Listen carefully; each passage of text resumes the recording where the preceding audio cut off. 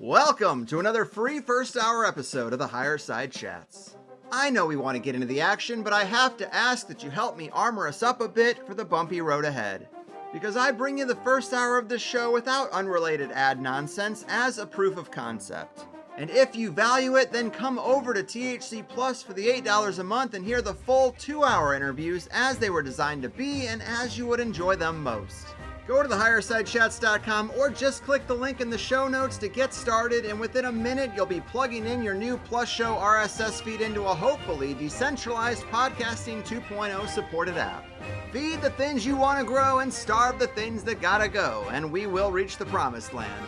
Think about that and enjoy the show.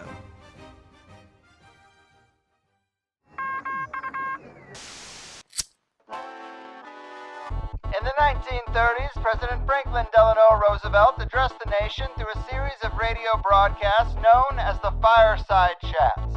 His aim was to reassure the common man that our society would recover from its troubled times. Well, we're far from 1930, and I deal with a different kind of fire.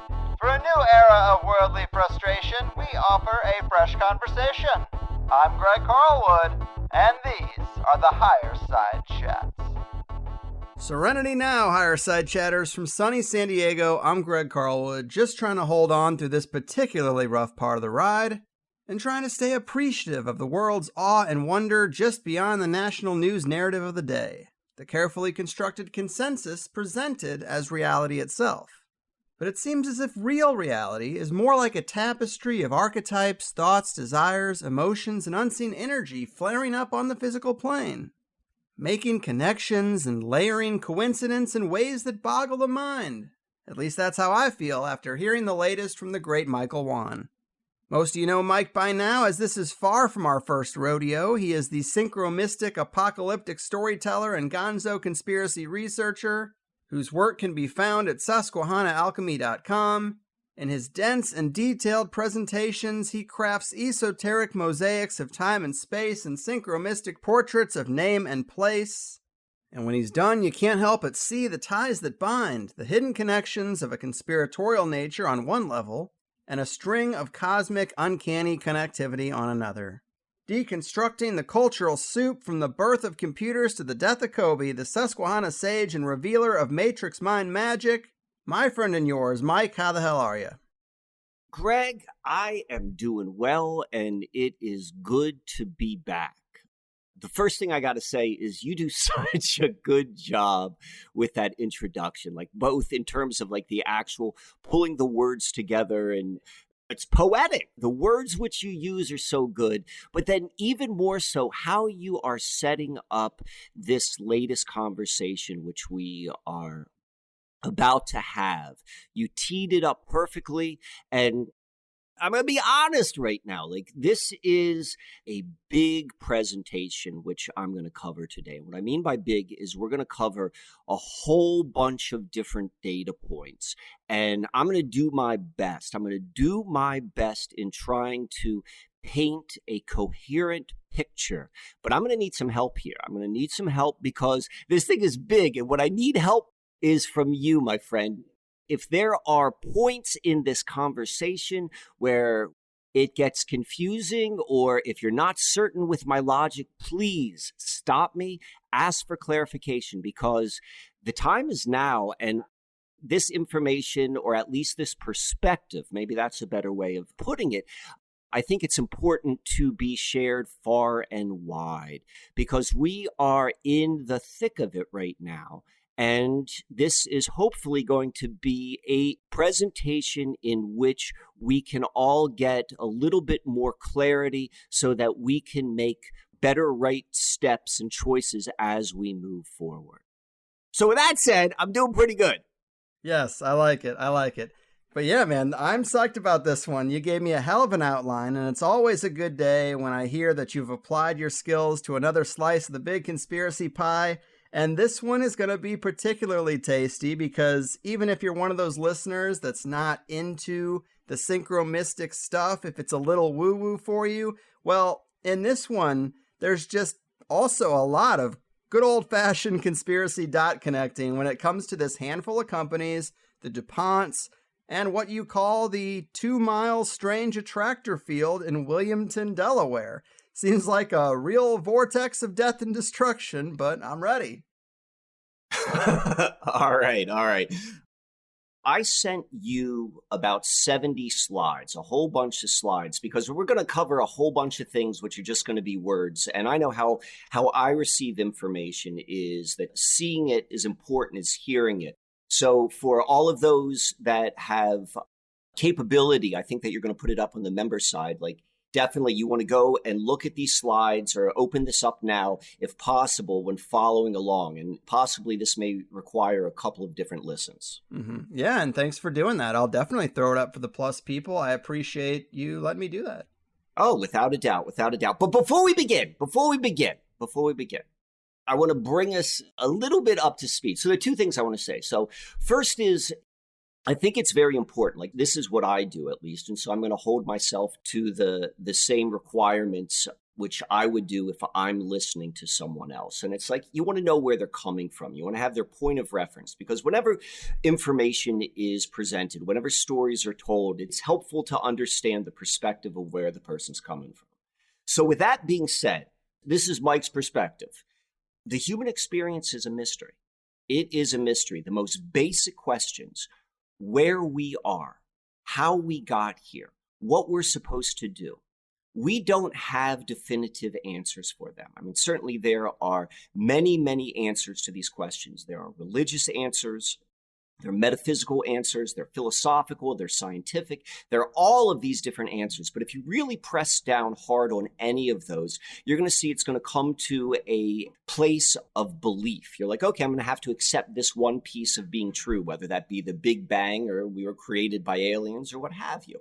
And so the reason why I say that, where I come from, is I don't try to solve that big mystery. I don't think that it can be solved.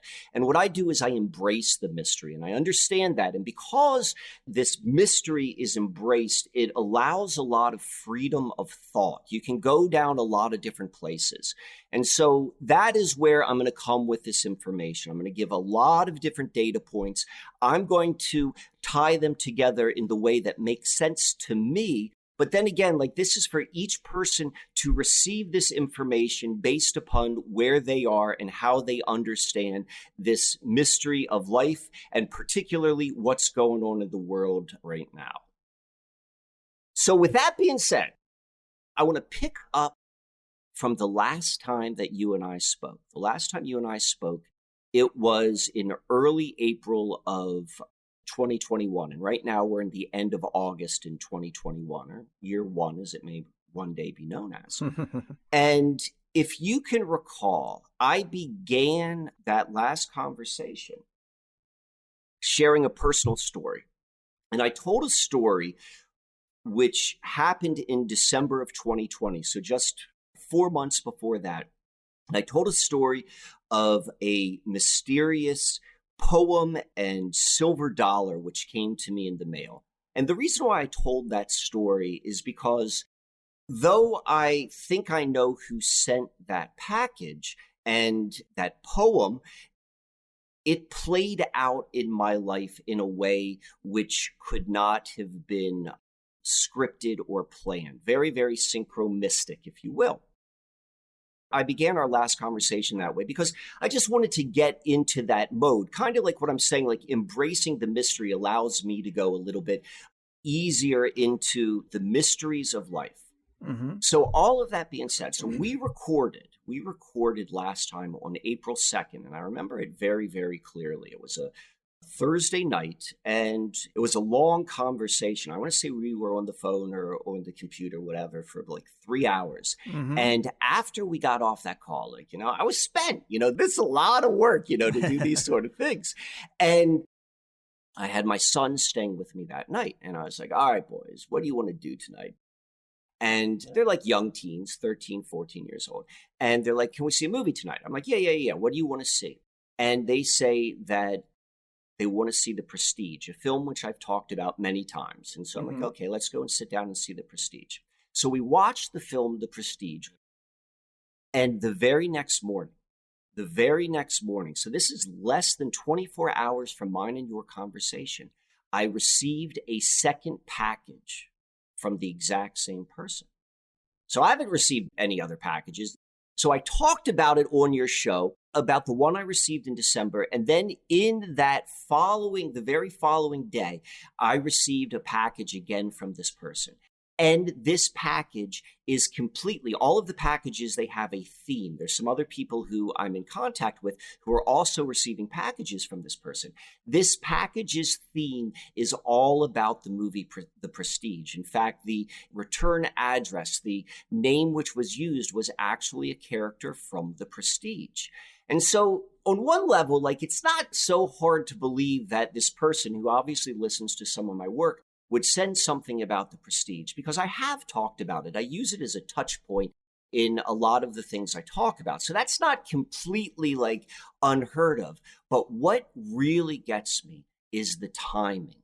The timing that you and I talked about this the night before, and I made a big deal of receiving that package and then how that played out in the coming days in my life. And then the same thing happened. And then on top of that, to add one more layer into this mystery, is I said, when I got off with you, I asked my sons, I said, what do you want to watch? And it was them who chose The Prestige. Mm-hmm. So I don't really have anything like more to go than say that, but I'm saying this is the level of the mystery in which we are playing with. Mm-hmm. Yeah, that is trippy for sure. So it's with that I'm going to begin our conversation today. Yes. And though I spent a good amount of time in the slides which I sent you describing this 2-mile stretch in Wilmington, Delaware, I initially sent to you, and it's listed as the intro slides because I wanted this to kind of kick it off. Since sending you those slides, the intro or the kickoff has blossomed into a much greater story. And so I'm going to spend a little bit more time here than what I initially anticipated doing, but I think that it's going to make a lot more sense, particularly in the main meat of our presentation. Okay. And so what I want to talk about right now is the field of dreams. All right. So let me ask you this first. So when I say that, like, what pops in your mind? Well, the movie, of course, Kevin Costner. If you build it, he will come. Exactly. Now, let me ask you this. Have you seen the movie Field of Dreams? Yes. When was probably the last time you saw it? I watched it on Tuesday. You watched it? Okay, well, maybe you did it for prep for this. Yes, I actually haven't seen it for a while. But The Field of Dreams is a very, very special film in the collection of the totality of Hollywood productions. And I will say it for two reasons. One is, like, it was moderately successful. So, like, just the films that are successful, or, only a small percent will actually be that. But what is so significant and so unique, and only a handful of other films meet this distinction, is the fact that it has a line in the film which transcends the film itself. And that is, as you said,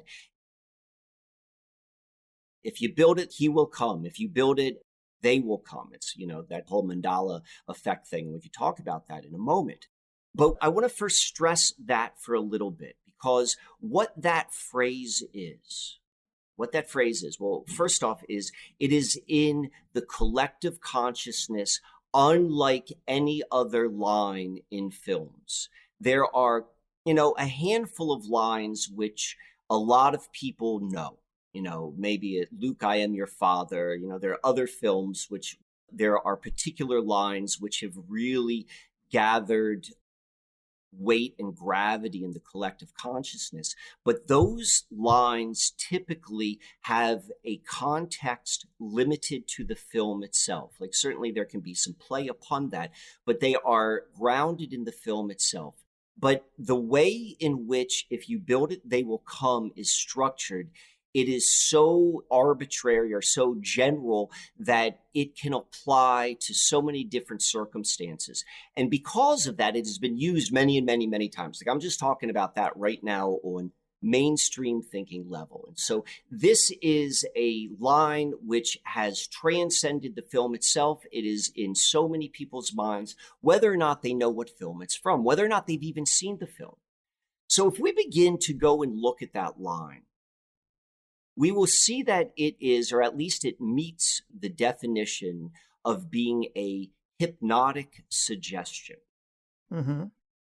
which very, very deeply is ingrained in the collective consciousness. So we just want to start with that as an idea, not even thinking about like what this hypnotic suggestion may be. So we're going to start with that. And now let's go over to the actual breakdown of field of dreams and what that even means. So the field of dreams, like we have two different parts of it. We have the word field and we have the word dreams. And in the first definition, and both of these words are double entendres, or they have the capability of double entendre. They have multiple meanings. But we're going to go with the first and primary meanings. A field is a material part of our reality, a grass field.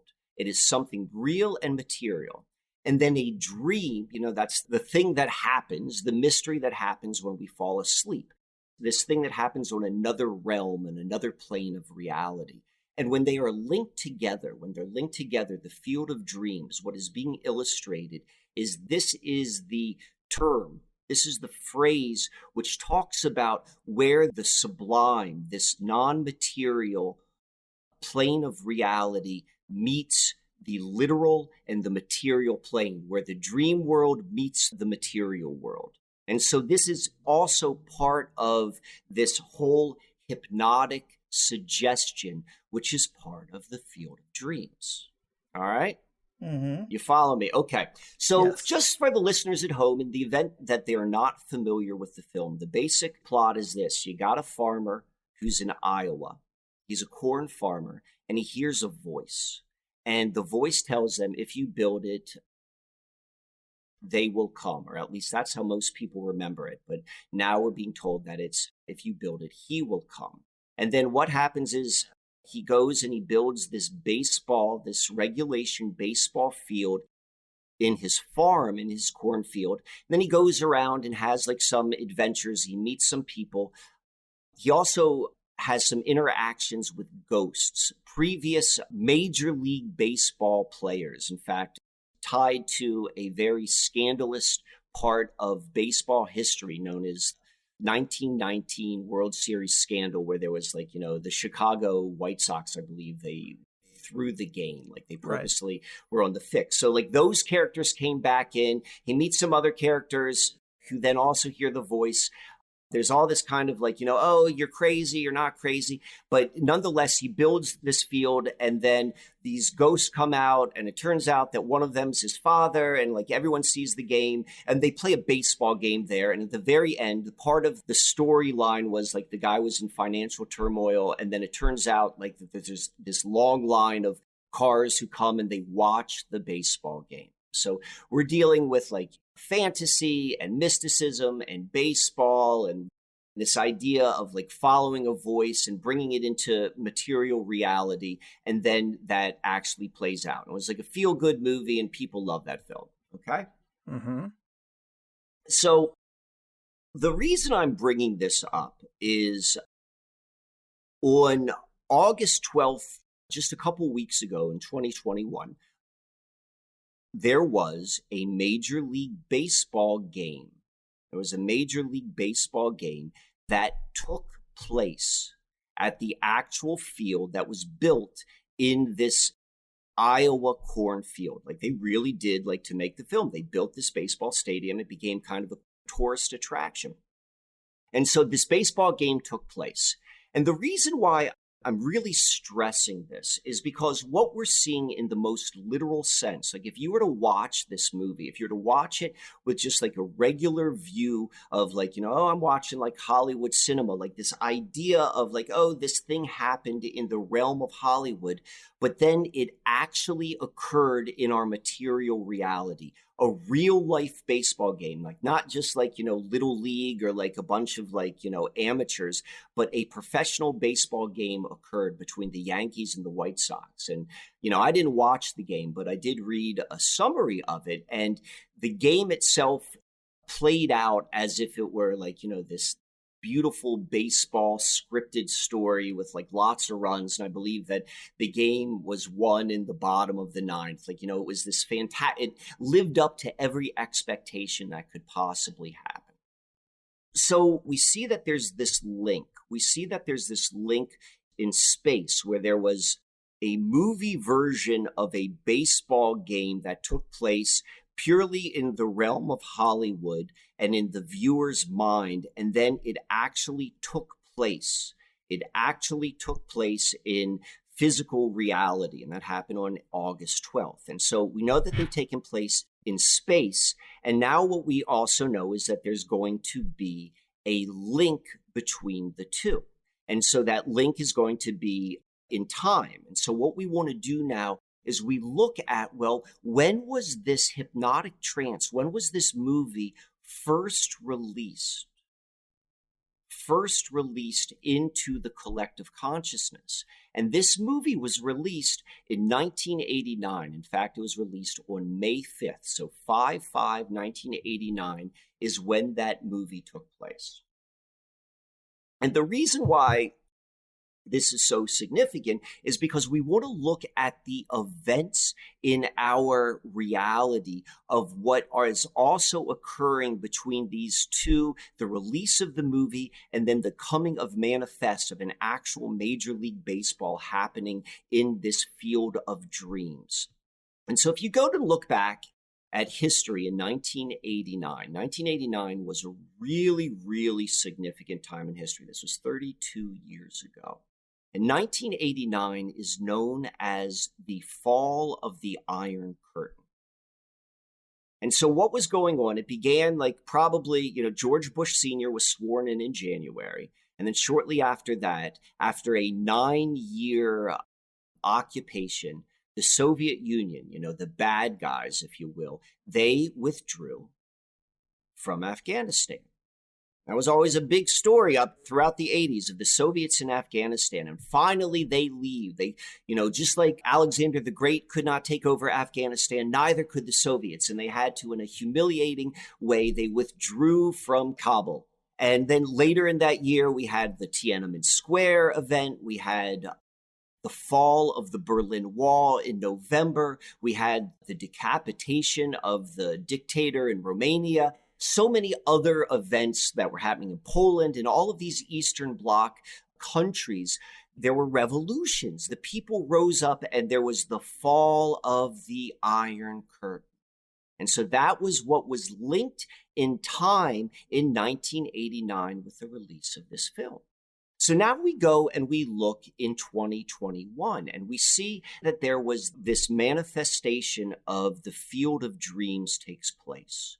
And so what occurs is this fantastic baseball game takes place in August 12th. And then 3 days later, there was the withdrawal of U.S. forces after 20 years being in Afghanistan.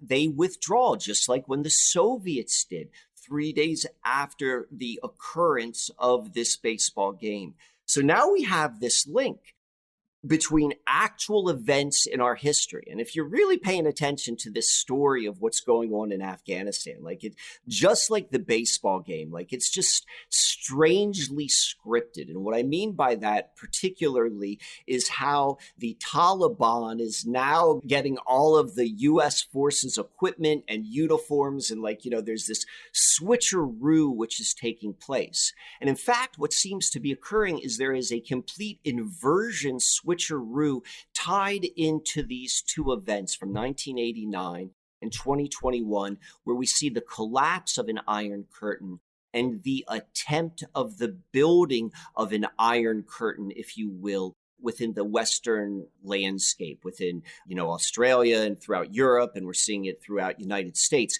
But we're seeing this happening. We're seeing this happening in real time, which is why I really want to start off with this. So Before I go in a little bit deeper, I want to give a moment of pause to see if you have any clarification which needs to occur.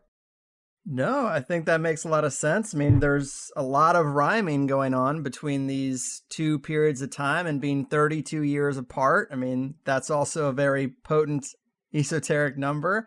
Without a doubt. But the stuff you have in Act 2, this is really where the rubber meets the road, because we get into corporate malfeasance and how these merchants of death really are just one big network trading billion-dollar assets around. And it gets into several threads that are quite telling when it comes to how the biosecurity state laid its base. And so we got to go a little bit deeper, because what we see in Act 2 is a literal field of dreams. That is what this 2-mile area is, because I'm talking to you right now about a concept. And now we're going to see this concept go into like a little bit more reality. But now I'm going to get a little bit deeper. So we want to think about this hypnotic suggestion, because it also is indicative of a modus operandi. If you build it, they will come. Because all what we're seeing right now, if you're really looking at the other storyline, which is playing out right now in reality, it was a false narrative beginning with that Event 201, like that was the construct. There was a construct, there was a telling of like, this is what's happening and this is the dangers. And they built this idea and they sold it. And at one point that was just an idea. And that was in 2020. But now we can see that that idea has taken root, whereas maybe it was completely built, and particularly from my perspective, of a made up idea, it is now something that is real. It was built as an idea, and now people are policing themselves. This is the modus operandi. You build it and they will come. But we're talking about hypnotic suggestions. And this is where we get another level of depth, which goes with this storyline, because we got to see like how deep this goes. There's another interesting tie, and I'm not going to go too deep into it. In 1989, on April 4th, on 4/4, there was an assassination attempt of the president of Haiti. And then on 7/7 of this year, of 2021, on July 7th, there was an actual assassination, not an attempt, again, of the Haitian president. So we see that the same places are significant in this storyline, assassinations, all this sort of stuff. And I don't want to get too far down into it, but those are very like tangible kind of stakes in the ground. But I want to go into the hypnotic suggestion. One of the areas, particularly from a conspiratorial perspective, when we think of hypnotic suggestions, and we think of like even more so like Manchurian candidates, we come back to The Catcher in the Rye, and particularly the assassinations which occurred in the 80s, which are tied into The Catcher in the Rye, most notably being the Hinckley assassination attempt of President Reagan, and then also the assassination of John Lennon. And both of those murderers had copies of that book on them. So the reason why I bring that up is because the Field of Dreams has a strange connection to The Catcher and the Rye. And so I'm going to walk through that because we can see it's all connected. The movie, The Field of Dreams, is based upon a book. And the book has a different name than the movie. The book was called Shoeless Joe. And so for the most part, they're pretty similar. But Shoeless Joe is what I want to talk about, and was written by an author whose name is W.P. Kinsella. Kinsella is his last name. And this book came out in 1982. So to give you a little bit of a timeline, in January of 1980 is when the John Lennon assassination took place, and it took place right in front of the Dakota apartment building in New York City. And then in 1981 is when the Hinckley assassination attempt took place in Washington, D.C. And then in 1982 is when this book was released. And so in the movie, there is a character who is played by James Earl Jones, Darth Vader. And his character in the film is Terrence Mann. But in the book, the character was J.D. Salinger, the author of Catcher in the Rye. And the author of the book of Shoeless Joe, he was writing it like a fantasy. Like, he was blending in reality and fiction and like real people and like false people. And he said, and we can see this in reading like the interviews, which are still available online, that he wanted to have this J.D. Salinger, this reclusive author character in his book. But when they made the movie out of it, they did not want to use the name J.D. Salinger because, as the Wikipedia story goes, they didn't want to deal with any sort of legal issues with the estate of J.D. Salinger. But nonetheless, J.D. Salinger was a character in this book, Shoeless Joe. But it gets stranger than that. What happens is, or what you learn by reading about the interviews from the author Kinsella, was when he decided that he was going to write this book, Shoeless Joe, and when he decided that J.D. Salinger was going to be a character in the book, he wanted to find out as much about J.D. Salinger as he could so that he could really like flesh out the character and make it real. But there's not much information known on J.D. Salinger. He's very reclusive. And so what Kinsella did was he read all of the work which is available, the works written by Salinger. And lo and behold, when he read the entire catalog of works from Salinger, in two different works, there are two different characters whose name is Kinsella.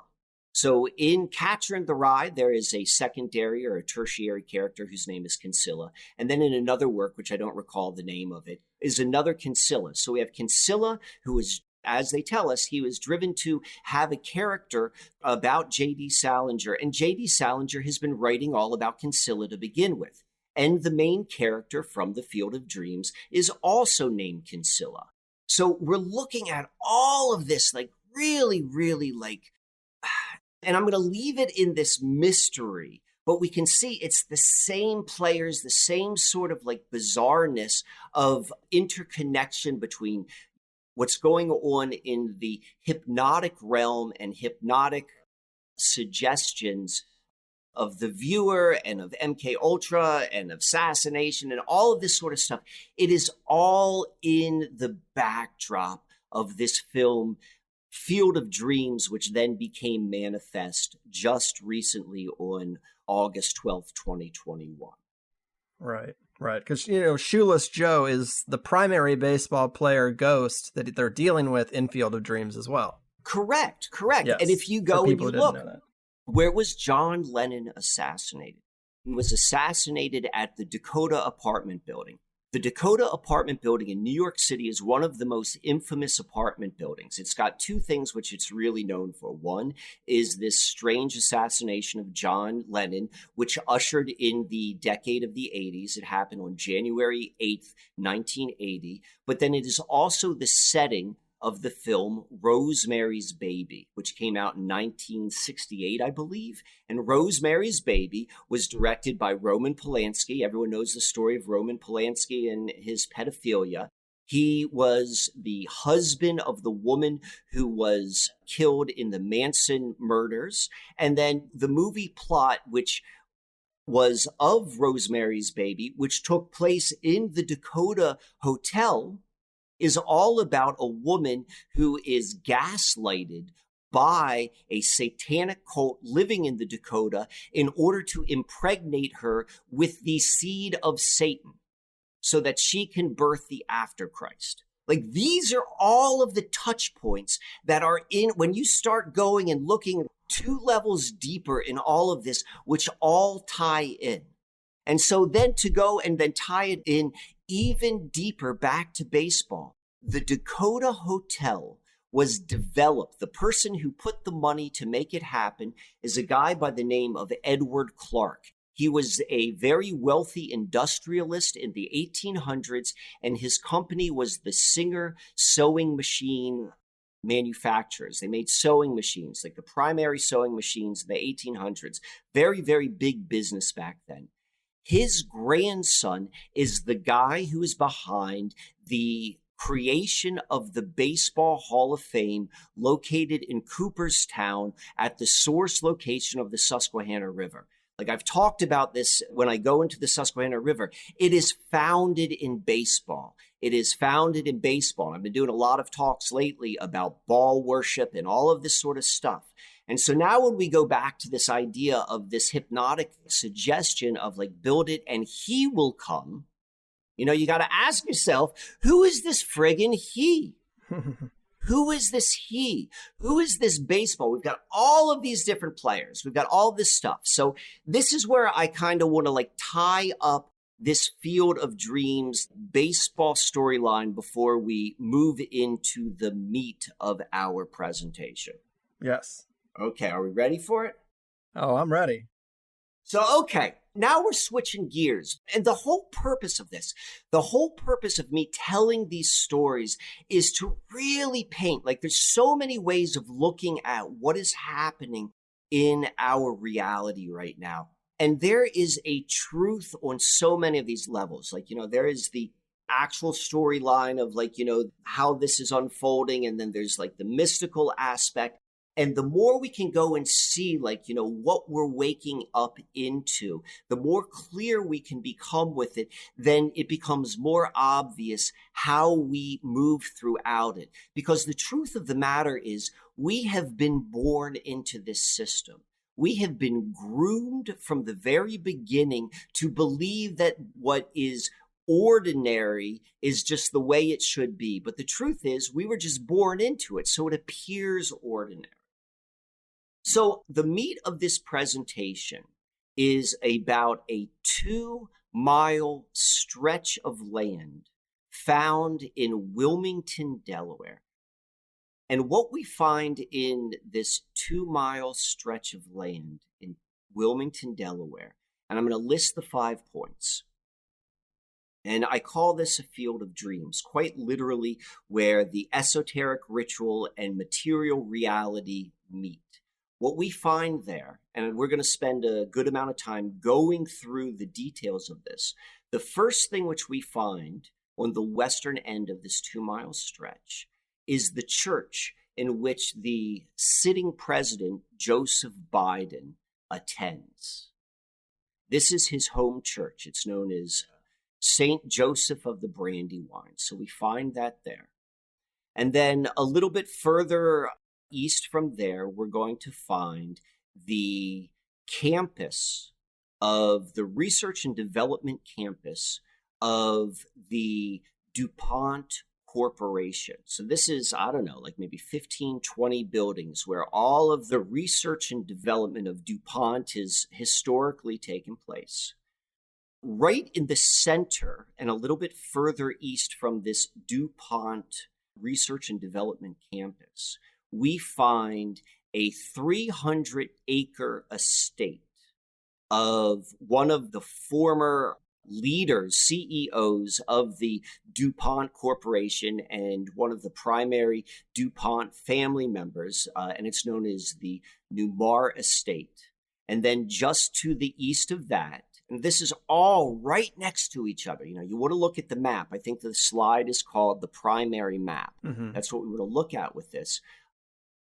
Just east of the estate is where we find a world-renowned children's hospital. And then just next to that, and on the eastern border of this 2-mile stretch, is where we find the North American headquarters of AstraZeneca. Mm-hmm. So what we have right here in this 2-mile stretch, these are the players that are involved. We have the sitting president. We have the North American headquarters of one of the primary vaccine distributors of what's going on right now. And it is all grounded on the estate, because before these were built, they were all part of the estate of one of the, according to Fritz Springmeier, one of the 13 bloodlines of the Illuminati. And, you know, you take that for whatever that's worth, you know, on Fritz Springmeier's research. But one of the things which is said about the DuPont family and how it is unique within the bloodlines of the Illuminati is they are known as the most witchcrafty, the most spell-oriented of the bloodlines. Okay? And I'll also throw this one other point of reference to where we are in physical reality for people who are familiar with the breadth of your work, Greg. I don't know how many times you have had him on your show, but in the past you have had Jay Parker. And if people are familiar with Jay Parker and his expose and research into satanic ritual abuse, it is all surrounded by this artist colony called Arden, Delaware. And Arden, Delaware is just 5 miles away from this same 2-mile stretch, which I talk about. So when we talk about this field of dreams, like these are the different players which I'm beginning this story with. And I know we're going to get deeper into it, but when you look at the DuPont estate and how it's all laid out, I mean, just like you look at Washington, D.C., and you're like, some real intention and geomancy went into crafting this place. The same can be said for the gardens at the DuPont estate. There's some weird stuff I'm sure we're going to talk about. But yeah, AstraZeneca, their strange history. And really, when you laid out the history of Imperial Chemical Industries and DuPont and IG Farben, and that these are all business partners and their nature of business is anti-human, anti-earth, and pro-death. And then just this DuPont experimental station, that right there just sounds creepy. It's got a real MK Ultra flavor to it. But yeah, I think this is where the rubber meets the road. It's where the rubber meets the road, and it's where the synchromysticism meets the road. It is where the Hollywood spell meets the road. Like all of this goes and points to this area. I'm going to say this one point, and I'm going to go to a little synchromysticism, and then we're going to come back. Like I'm going to be bringing us like from the synchromysticism back to like the material and back and forth, because we need to see like the whole scope of what is in play. But before I do that, I want to point this out. What we also see from a very, very like tangible historical perspective, what we see in this 2-mile stretch is at least in theory, a replica of the model which was used by the Third Reich in Nazi Germany. Yes. And most specifically, I'm talking about the role of IG Farben, which was the big conglomerate which was so embedded with the government of Germany, and how they were the company that allowed the German war machine to really take place, or they were one of the primary players. Their modus of operandi is working within the concentration camps. And then specifically, they had their own concentration camps within IG Farben did. And what they did was they did all of their research and development on the children which were held in these prisoner camps. And we are seeing the same things happening here. Now, I'm not going so far and saying that was literally happening in this 2-mile stretch. I'm open to it occurring. But what we're definitely seeing is we're seeing children's hospitals with really rare diseases. We're seeing this group of children that are there. We're seeing like this highly, highly secretive and fortified research and development arm of DuPont in general. And DuPont is like no different than Monsanto if you want to get down into like their anti-human product line and anti-earth product line. And then we also have the pharmaceutical. We've got all of the same players are located right. But before we get into that, I want to go and really explain what brought my attention recently into this area and why I'm telling this story now. I have a little bit of a personal history to Wilmington, Delaware. I'd lived there for 6 months in probably like 2015. And so I had a lot of feet on the ground, like experience there. And I had a lot of feet on the ground of this 2-mile stretch, because also included in this 2-mile stretch is a really, really like nice public park, wooded area. So I had been in that wooded area. I know that space. My feet have been there, like, and, for better or for worse. I've been in Arden, Delaware before. Like, I know these places. But what really brought it to mind was this relationship between 3 films that came out in the 1990s. And the reason I keep going back to the Hollywood stuff is because Hollywood is such a significant part of crafting the false realities in the collective consciousness. I mean, this is how you build it and they will come. Disney capturing the imagination. When you give these sort of stories and you tell people like, the way things are, the basic idea of like, you will see what you expect to see. This is why it's so important to, as Walter Lippmann put it, one of the fathers of propaganda, it is so important to paint the pictures which people see in their mind's eyes, because that is what will then become reality, no matter how you want to go and look at that phrase of creating reality. So there is that reason why Hollywood is so important. And then secondly, within this realm of, I'll just call it magic for lack of a better word, at the highest level, there is this practice of following omniversal law, of needing to reveal the method, if you will. You got to tell the truth so that the logic behind it is that people theoretically have a free choice or a free will in it. They know what's coming.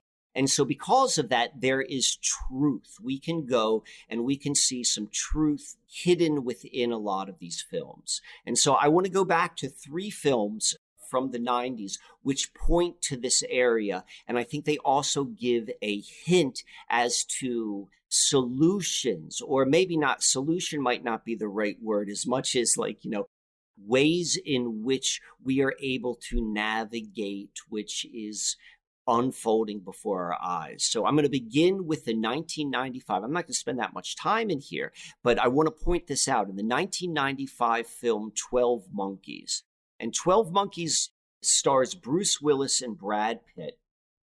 And this film got a bunch of attention recently because, probably most people are aware, it deals with a virus which goes and wipes out all of humanity, if you will. So all of these virus films, like right in 2020, people started watching them again. And so 12 Monkeys is one of them. And it's not just about viruses, because it also deals with time travel, because the main character in it, Bruce Willis, part of the storyline is he was sent back from the future to try to figure out. They thought that a terrorist group called the 12 Monkeys released a virus, and that was the reason why all of humanity died. But in the film, you go and you find out that no, it was the scientists themselves that released the virus. But nonetheless, we're dealing with time loops. And I'll tell you why that's important in a moment. So within 12 Monkeys, there are 2 characters. So we've got the Bruce Willis character, and then we've got this Brad Pitt character. And the Brad Pitt character plays this guy, and they meet in a mental institution. And the Brad Pitt character plays this guy who is just friggin' nuts. Like, he's like all sorts of like, he's got these tics, and he talks strange, and he's like obviously like crazy, like a crazy homeless guy who would stand on the street. But if you listen, and particularly in light of our modern understanding of what's going on, remember this came out in 1995, like everything this Brad Pitt character says is like, wow, this guy is speaking the truth. He just sounds nuts. So, okay, that's where we're going to begin with these 3 different movies. So the 12 Monkeys is the first one. In 12 Monkeys, there are 2 settings in 12 Monkeys. It takes place both in Baltimore, Maryland, and Philadelphia, Pennsylvania. And so these 2 cities, if you're not familiar with them, they're maybe about 90 miles apart from one another. And just about in the center in between the 2 is where we find Wilmington, Delaware. All right. So now we're going to go and see the 2 movies which are connected to 12 Monkeys. Okay. And one of the things which I do, or one of the ways at which I look at films, is you can see there is a continuity of films which are supposedly separate, but they connect through the actors who are within them. And if you pay attention, you'll see that though it is supposedly a different character, if you start to pay attention, you're like, oh no, this is the exact same character. He's got the same modus operandi, and you can see that they're connected. So 12 Monkeys gives us two different options of how things kind of play out from the two different characters, the Bruce Willis character and the Brad Pitt character. So we're going to follow the Bruce Willis character first. And so 12 Monkeys connects to the sixth sense. Most people are familiar with the sixth sense. And so the Sixth Sense came out 4 years later, came out in 1999, and Sixth Sense stars Bruce Willis and a young Haley Joel Osment. And the whole thing is like, Bruce Willis is a ghost and he doesn't realize he's a ghost. And Haley Joel Osment, his character is able to see him. And one of the things which, if you look at the storyline, it's about not knowing who you are because Bruce Willis doesn't know who he is. But where it gets really interesting is first, the Sixth Sense takes place in Philadelphia. So we know that there's a connection with 12 Monkeys because it's Philadelphia and we've got Bruce Willis again. But most interestingly is that the character Bruce Willis plays in 12 Monkeys, his name is Cole, James Cole. And the character which Haley Joel Osment plays in Sixth Sense, his name is Cole as well. And if you go, and I've got like pictures of all this, these are all on the slides. And if you go and you look within the movie, The 12 Monkeys, it has to do with time loops where how the movie ends is a young Bruce Willis character sees an older version of himself shot and killed in the Philadelphia or the Baltimore airport. If you look at that character from 12 Monkeys, it looks very, very similar to the Haley Joel Osment character from The Sixth Sense. They're both called Cole. We see them at the same age. They have the same coloring. We see this link which is happening in there. And then to add to that, both of these films, if you go and you look at their most famous line from the films, it's the same friggin' line. In 12 Monkeys, the Bruce Willis character is famously known for saying, "All I see are dead people." And that is the most famous line from The Sixth Sense. The Sixth Sense was written and directed by M. Night Shyamalan, the Night Shaman, whoever this guy is. But the Sixth Sense storyline is about not even knowing you're dead and all of these time loops. Remember, that's what we're seeing with 1989 and the 2021, like this switcheroo of the fall of the Iron Curtain and the rising of the Iron Curtain. We're seeing these time loops. And so that is one storyline which is being presented. And so we see that with the Sixth Sense. And so now we're going to go and look at the second storyline, which is connected to the 12 Monkeys. And that has to do with the Brad Pitt character. And the Brad Pitt character, as I said before, he was seen as totally friggin' nuts. And so let's go back, probably if you're a listener to this show, and particularly if you're a long-time listener in this show, you have probably gone through in your actual life experience as you began to become awoken to what is actually happening in reality. Let's say 5 years ago, let's say 10 years ago. And as you began to tell your friends and family all that you were learning and discovering, they thought you were friggin' nuts. They thought you were friggin' nuts, just like Brad Pitt. And chances are we all went through this period when we first were learning about what is actually happening, about how all of the history is a lie and all of this stuff.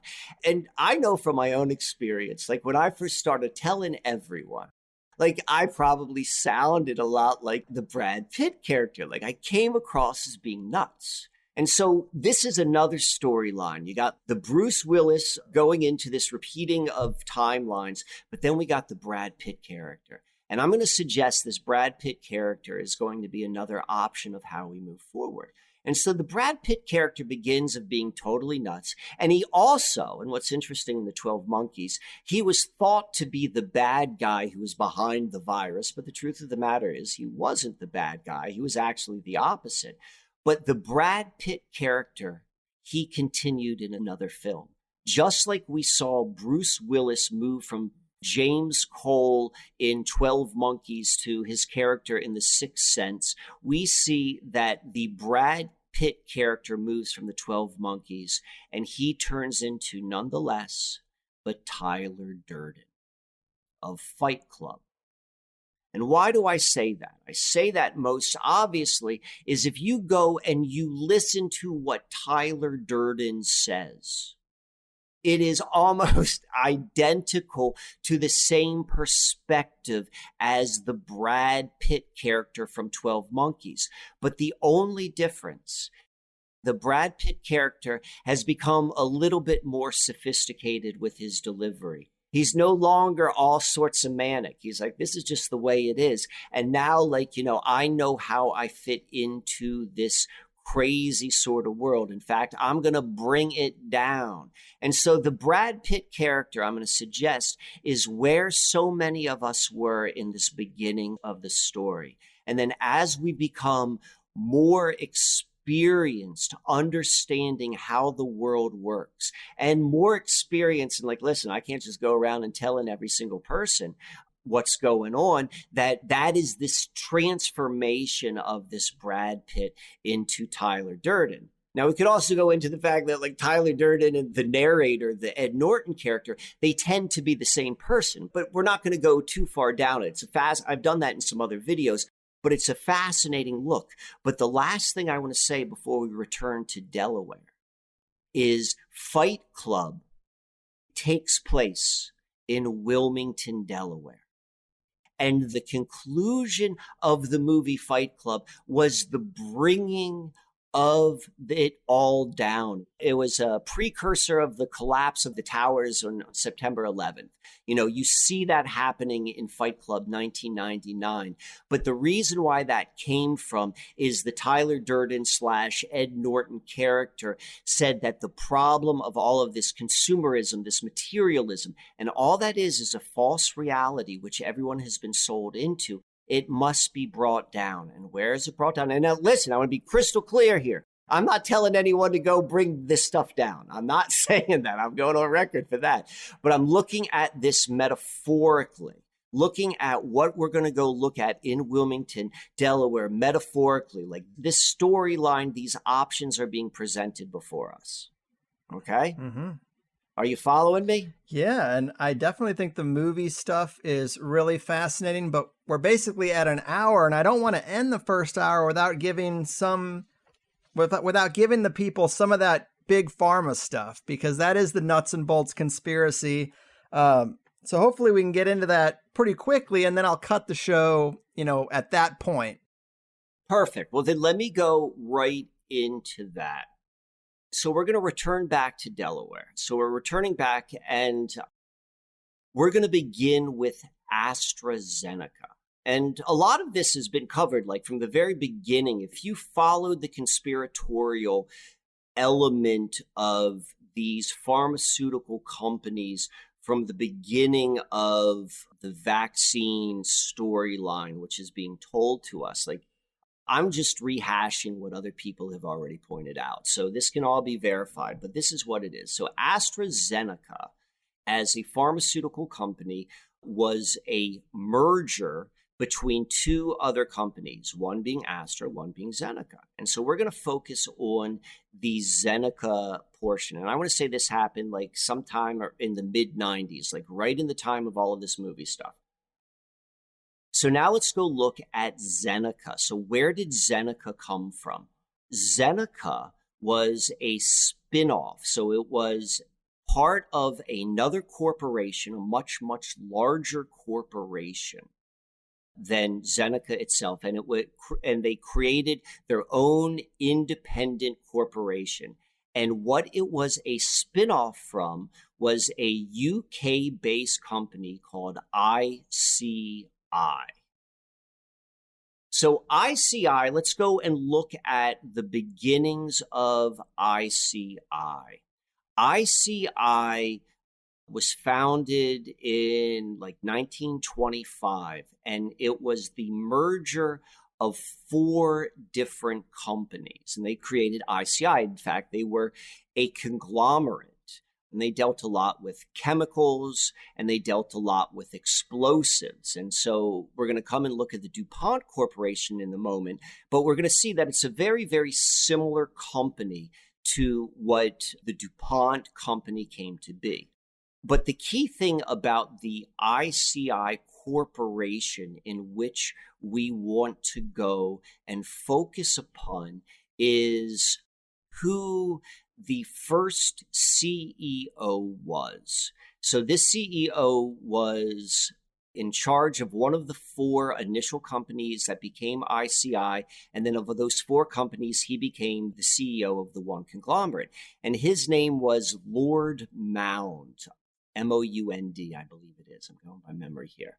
And so if anyone is familiar with the Pilgrim Society, if you're not, you should definitely go and research the Pilgrim Society. The Pilgrim Society is one of these organizations, kind of like the Council on Foreign Relations, but I'm going to say like one level up or down, depending upon how you want to look at it, or one level more influential than, let's say, the Council on Foreign Relations. The Pilgrim Society is how so many of the institutions that we know contemporarily, this is where they began. Like, this is where we get the beginnings of MI5 and 6, the beginnings of OSS, CIA. They all came out of the Pilgrim Society. It's still around now. Like, people like Kissinger are notorious members of the Pilgrim Society. The Pilgrim Society is particularly well documented in the very beginnings of infiltration within all of the supposed free press throughout, particularly the United States and throughout the UK. But the Pilgrim Society is kind of like where it happened. So this guy Mound, who founded and was the first leader of ICI, which becomes AstraZeneca, like from the very beginning, like it's all the same. Like it's the same players. It's a huge tree which branches off in all of these very, very different levels. Like if you're able to see this like big 10,000 foot view of like JD Salinger and MK Ultra and CIA and all of those sort of stuff, like they're all connected here. So going back to AstraZeneca. So AstraZeneca, its foundation is from the same organizations, same sort of people. And AstraZeneca, like they could live anywhere, or they could have incorporated anywhere within the United States for their North American headquarters. And, you know, for whatever reason, I'm certain there was like a very valid reason, effective reason for why they chose Wilmington, Delaware. Nonetheless, you know, whatever that may be, they were in Wilmington, Delaware, and of all the places which they were in Wilmington, Delaware, they are like right in this 2-mile stretch. So let's go a little bit deeper. We talked about IG Farben being the German-based conglomerate. So we had in Germany, we had this big like chemical, explosive, petro conglomerate known as IG Farben. The UK had theirs called ICI, and in the United States, we had DuPont. And it is a matter of the historical record from the very beginning. Like, you know, these companies have been in collusion together. You know, there've been congressional hearings where they're talking about price fixing and all sorts of interconnections between these companies.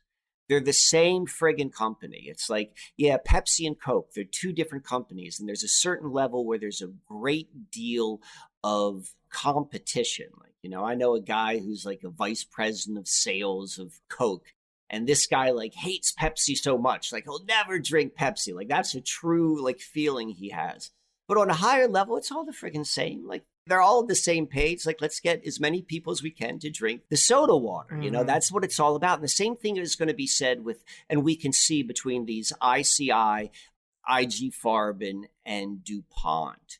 And we could see even as late as, I want to say, the most recent congressional sort of thing that happened. Maybe this wasn't congressional. I think this just happened in a district court level. But there was a lawsuit, I think in 1951, where it was the U.S. versus DuPont and ICI. These guys have always been in bed together. As late as the early 1990s, like, ICI sold some division to DuPont. Like, on a certain level, they've always been connected. But one of the things which I find very interesting about these three companies is they all share a common business ancestor. And what that common business ancestor is Alfred Nobel. Alfred Nobel, as in the Nobel Prize. And so think about like what the Nobel Prize, what that is a symbol of in the collective mind. There are many places in which there are Nobel Prizes, in all these different sort of areas. But I would suggest like it is best known for the Nobel Peace Prize. So it's like, we think of the Nobel Prize as the symbol of peace and humanitarianism and all this sort of stuff. But, if you're listening to the show, you probably know that's a farce like most things. Mm-hmm. And if you actually go and you look at the history of this Alfred Nobel, like he was a death merchant. He made his money through the development of explosives primarily used in war.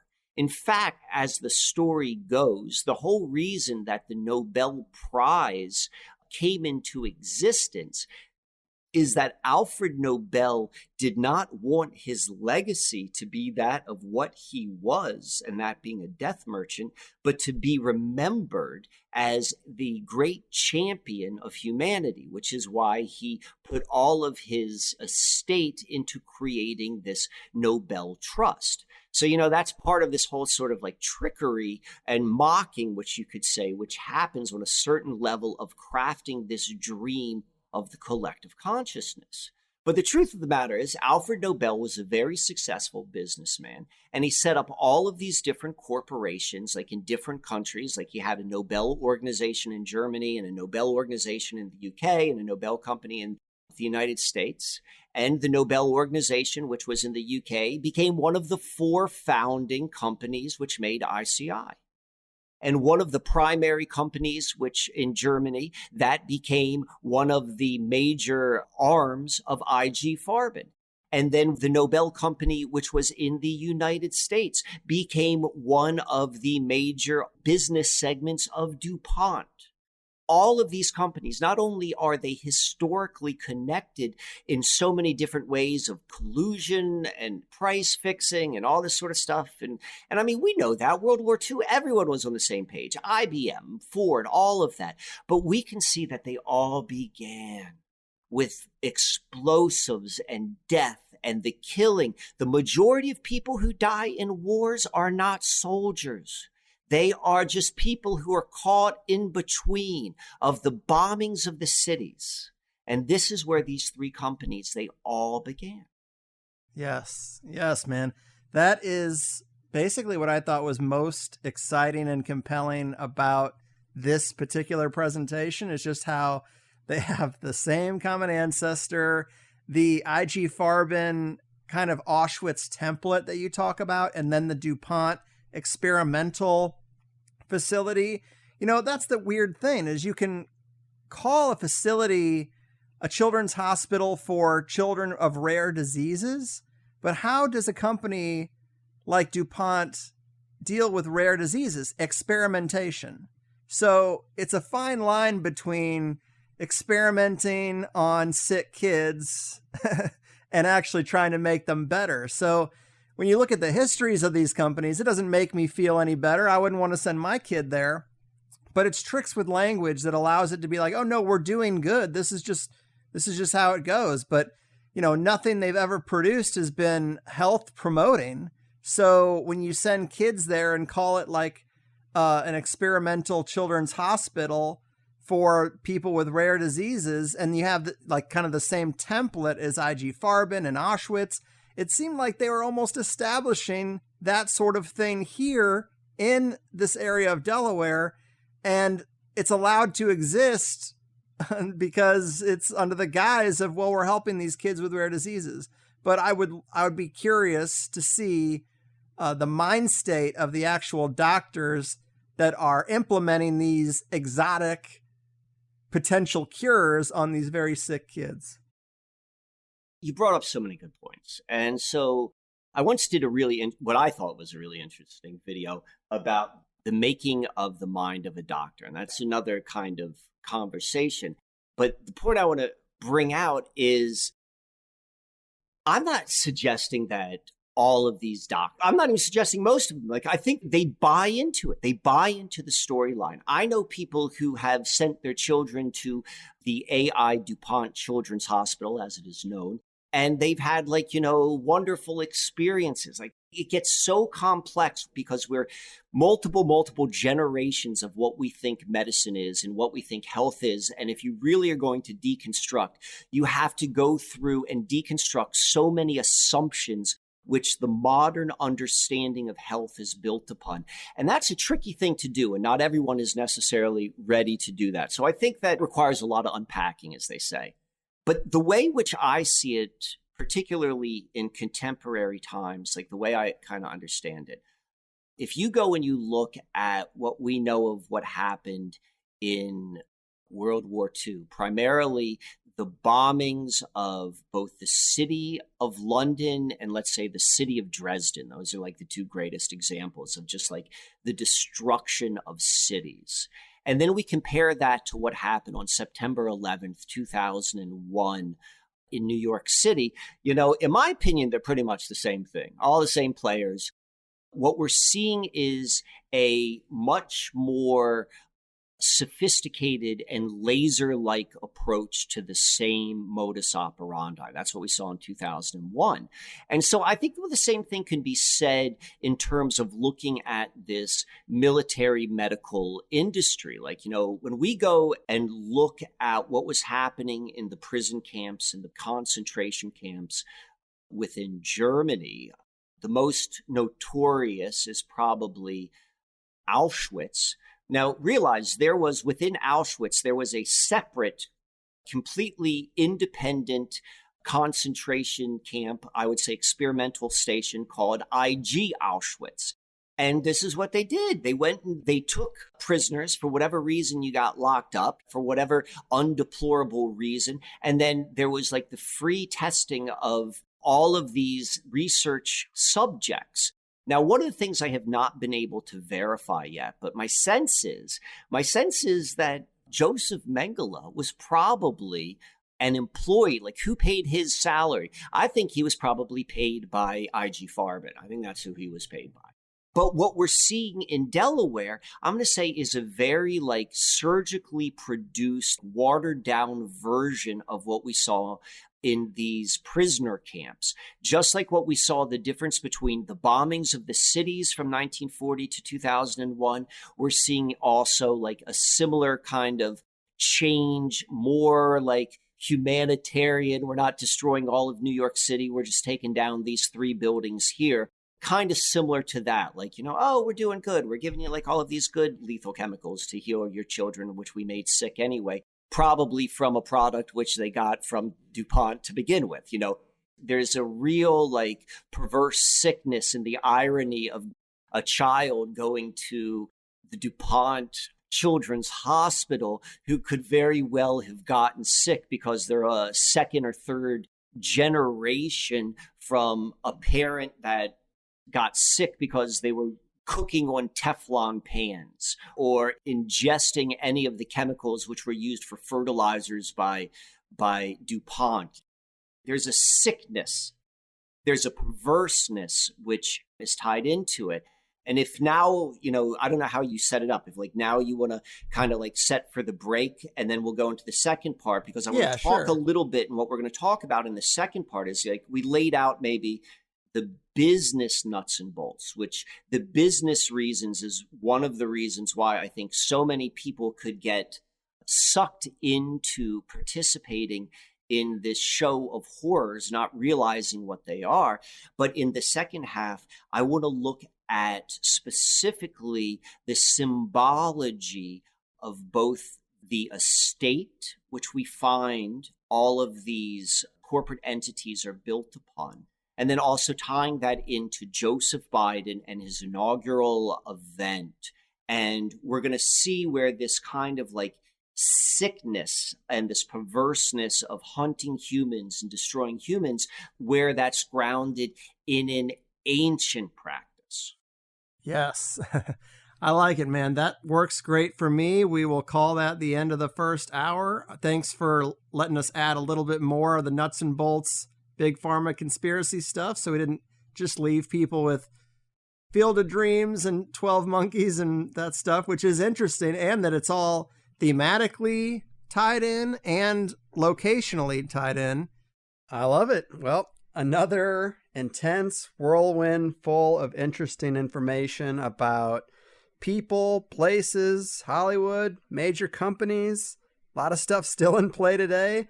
That little 2-mile stretch seems like one hell of an energy vortex. Yeah, they got a Field of Dreams there. Yes. Or nightmares. Right. Well, always a pleasure. You are one of the greats, and I'm lucky that you keep wanting to come back here. So thanks again, and tell them about anything you do. I mean, you say you're not doing a whole lot either, but I mean, you do sell some merch. You have some places where you're looking for support these days. Let them know about that. Yeah, just because I'm not doing nothing doesn't mean I ain't accepting. So, all right, thank you for that opportunity. So first off, the audience of Higher Side Chats has always really done a good job taking care of me. So I'm grateful for that. And, I used to 10 years ago, 15 years ago, like I was deep into the world of regular living, and I've slowly moved off over the past 10 years. And so, we support each other. And I've done that even more so. I've elected to paint myself in the corner because right now I'm not working with people. That's how, at least for having to pay bills, like that's how I've been doing a lot of it. But for those of you folks who are interested in supporting Uncle Mike here, this is what I would ask. If you got something out of this, just shoot me like a couple bucks on PayPal. Like literally, that's all I want. If I could get through the next couple months, if we still need money after 3 months, maybe I'll do something else. So if you're listening to this, and if you can spare a couple bucks, whatever you can, send me a couple bucks on PayPal. That would be fantastic. I'll keep on coming in and I'll share like my research. I'll do that all day long. So that would be the first thing. And Greg, hopefully we can include on the show notes, like where they could send a PayPal connection until they kick me off that. You could always go to YouTube right now. I put out my stuff there. Maybe like once a week, I'm putting something out, just me. I do a pretty regular show with Emily Moyer, which is kind of fun. And a lot of the stuff which I talked about today all began with those. So if you go to YouTube, you could see that. And that's a little bit less thought out, but it's watching these ideas come in real time, which I think some people enjoy to do. I do a monthly or every 2-week show with Ross Ben. You can see that on either one of our YouTube shows or channels. And then once a month, I do a show with Howdy Mikowski and Emily. All this is all on YouTube. So those are cool things if you resonate with this type of playing. And I'll even say this is kind of fun. What I do with Emily and Howdy, and I don't know if you know either one of those, we do this thing once a month. 2 days before our recording, one of us will pick a story in the mainstream, and then each of us has like 2 days to look it over, and then we come and we present the weirdest stuff we can find from our own unique perspectives. And what the show is this kind of like high wire act of watching people looking at the same thing from different perspectives. And I think that holds a lot of value in terms of teaching us how to look at things in a different way. All of this Field of Dreams stuff came from one of those episodes. So like, I think there's something there, but at the very least, beginning for us to learn to become more flexible with our understanding. So all of that's on YouTube. The last thing is I'm still selling, it's called The Rights of the 40th Parallel on my website. That is a book which goes through these sacred locations right on the Susquehanna River. You can buy one of those. And I highly recommend if you are on the East Coast of the United States and you can get out there, go to this location, go check out the sites and follow what I did in that book. But if you're not, what I would encourage is if you order the book, use it as a model. Use it as a model to better understand your own surroundings. I go through 4 different locations and I explain it physically, and then I explained it spiritually, and then I put like the going to the different locations in an overarching experience. And so what my hope would be, if you do not have the opportunity to go to the 40th parallel of the Susquehanna River, if you got a copy of the book, you would go and you'd see like kind of how I structured it, and then you would go and invent your own. You would look in your own backyard and be like, oh, okay, let me see it this way and that way. And you begin to come up with your own story, with your own surroundings, because this is how you begin to create an intellectual, emotional, and spiritual feedback loop to where you live. And then the last thing I guess you could do is, and you can get these on my website as well, and I kind of like this because I don't have to do anything because third-party printing does it, but you can buy some of the t-shirts, like some of the swag. I think that's really cool t-shirts. So you can get that as well. So if any folks you could help me out, I would greatly appreciate it. And if not, I'll continue doing what I'm doing. Right on. Man, well, you are one of the greats, a very unique character with a unique perspective, and I'm lucky to know you, man. Another classic in the bag. Keep doing what you do and take care out there. Thank you, and the feeling is mutual.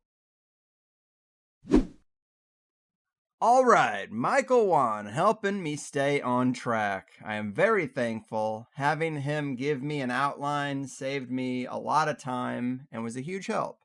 The last thing I want to do 30 days before a baby shows up is be behind schedule on the show. So big thanks to him. I'm sorry it wasn't my best showing. Clearly, my favorite aspects of the proposed outline were related to the ancestral nature of these big pharma companies and their history, and the parallels to IG Farben and their connection to experimentation on humans during World War II, and what the DuPonts have set up in this Delaware area. I don't know why, as the interview went on, I was so hung up on getting to the practical big pharma stuff. I know the Hollywood spellcraft material is also really interesting. The plot lines of these movies that take place in that area are pretty eerie. I understand why Mike found these syncs with Field of Dreams to be worth focusing on, and I hope you guys agree. I just wanted to make sure free listeners at least got a taste of the big pharma stuff in this one. I was afraid it just wouldn't have quite enough meat if we didn't do it that way. But I know I was so distracted with how I was feeling that I just tried to stay out of the way for the most part. All good though, just a bit of a cold. People who heard me mention a cold on the last one have been writing me asking if it's the Rona, and I will never know. I never had a smell or taste problem, and it just felt like a flu. Colds are just a part of life, and I got a pretty brutal reminder of that last week. Glad to be past it. It certainly made me feel like I haven't been living to my fullest. When you're sick in bed, it gets pretty boring, and thoughts like, man, if I could just feel better, I'd never waste another day like this again. Definitely start bubbling up to the surface, So I think it was a catalyst for me to live a little harder and to be a little more committed to getting out of my office and having more fun despite everything. I find that you can read the headlines and comb over news of new restrictions and drive yourself crazy, but if you actually just put the phone down and go out, it's not nearly as bad as the headlines make it seem. And if you expect it to get worse before it gets better, all the more reason to enjoy the now, right? But Mike did provide a Dropbox folder with 70-ish slides that go with this episode. I wouldn't want to limit it to just Plus people, so it is in the show notes. You can find that link. It's Mike's work, not mine, so it only feels right to get it out to anyone who wants to follow along in that way. And I do feel for Mike because he does a very special kind of work that is not easy to monetize. A Patreon isn't the best support system for him because it's got to be constant content. Books aren't really the best because they take so long to write and actually hit the shelves, and his work is usually very related to current cultural events. So it's weird because he does some of my favorite sort of stuff, drawing esoteric connections through conspiratorial time and space. But to get properly compensated for the work just seems more challenging for him than it does for others. So consider a small donation if you like this synchromystic stuff as much as I do. And just to read some of Mike's support stuff that will also be in the show notes, appreciation and support are best expressed through PayPal at mkwann@comcast.net, mkwann@comcast.net. You can go to YouTube/Susquehanna Alchemy for the shows he does, like From the 40th Parallel with Ross Ben, Playing the Glass Bead Game with Emily Moyer, Susquehanna Storytime, and Sus AF, which is a great name. All intriguing branches on the Michael Wann work tree. SusquehannaAlchemy.com to purchase the rights of the 40th Parallel and for booking private tours, and then SusquehannaAlchemy.threadless.com for the t-shirts and the stickers. And in the time since recording this, he did actually start that podcast. You can find the RSS feed in the show notes. He's already got 4 or 5 episodes. Grab that link and smash the subscribe button if you think his new podcast is something you might enjoy. And that's really enough promo talk. I got to give it all to Mike because he really did this episode basically alone. And you already know how to support THC and get more show. But thanks for listening. I hope you're all navigating all of this craziness with a positive mental attitude, staying low stress, and being a good support person for those in your life who aren't as strong or as clued in as the rest of us. That's about it for me. I will catch you next time, and be on the lookout for a San Diego meetup announcement if you're anywhere near the area. But for now, I've done my part. Your move, Hollywood spellcrafters, big pharma freaks, and facilitators of the dark DuPont agenda. Your fucking move. Have a drink and a smoke. Listen to the cast. We shine a shiny spotlight. Put criminals on blast. The pinstripe men of mourning and families of finance. DuPont, Windsor, and Rothschild. The kids don't stand a chance. The kids don't stand a chance. I said the kids don't stand a chance. We're looking for the answers to questions never asked. So we come to the Carlwood for the higher side chats. The pinstripe men of mourning and families of finance. DuPont, Windsor, and Rothschild. The kids don't stand a chance. The kids don't stand a chance. I said the kids don't stand a chance.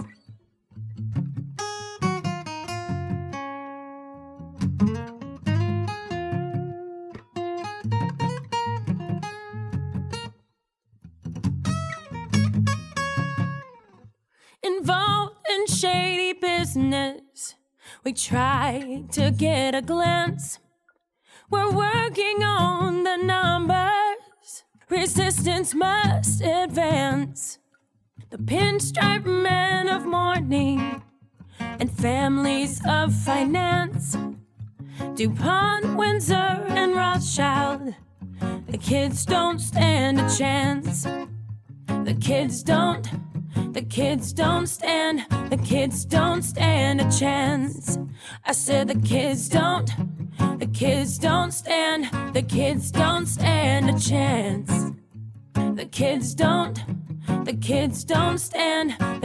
don't stand a chance. I said the kids don't The kids don't stand a chance.